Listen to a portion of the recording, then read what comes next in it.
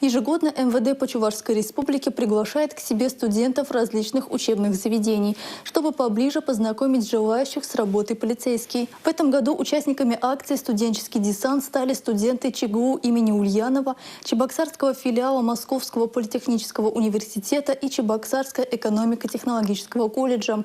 Как прошла стажировка и чем привлекательна профессия полицейского, узнаем в материале наших коллег из пресс-службы МВД. Первым двери участникам акции распахнуло Управление МВД России по городу Чебоксары. Студентов приветствовал начальник отдела информации и общественных связей МВД Олег Ашнин.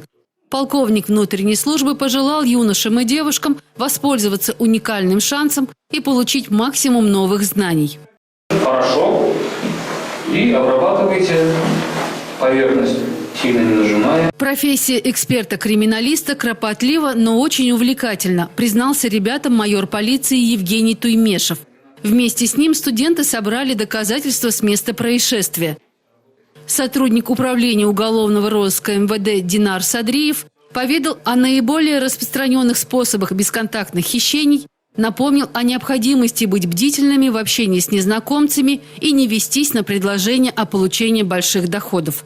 Вечерние рейды с сотрудниками строевых подразделений не оставляют никого равнодушными.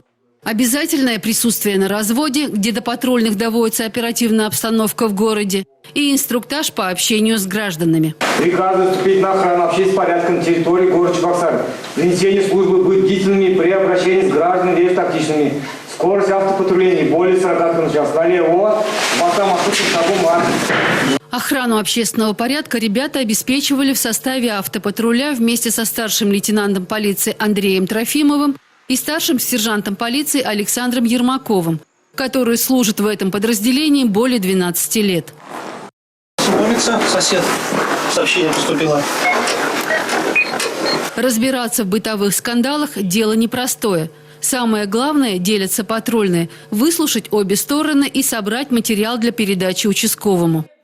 Проверьте, Н-121, стоят парни, курят. Хорошо, принял. В центре кинологической службы наравне с полицейскими службу несут десятки собак различных пород. Каждая из них обучена определенному мастерству и применяется в конкретной ситуации. Девушки и юноши не скрывали восторга, наблюдая за слаженной работой кинологов и их четвероногих коллег, которые продемонстрировали общий курс послушания и поиск имитаторов запрещенных веществ даже в самых потаенных местах. Сейчас будет произведено обозначение. Все, собака встала. Вот она не двигается, видно, даже хвост замер. Итоги акции подвели на круглом столе с участием министра внутренних дел по Чувашской республике Виктора Шмиткова.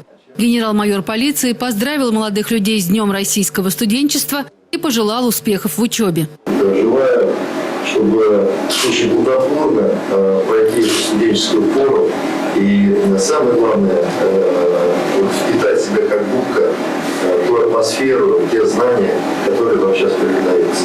Участники акции поблагодарили за предоставленную возможность узнать о профессии полицейского. Вручая молодым людям сертификаты участника акции, глава МВД пригласил юношей и девушек в будущем пополнить ряды сотрудников органов внутренних дел.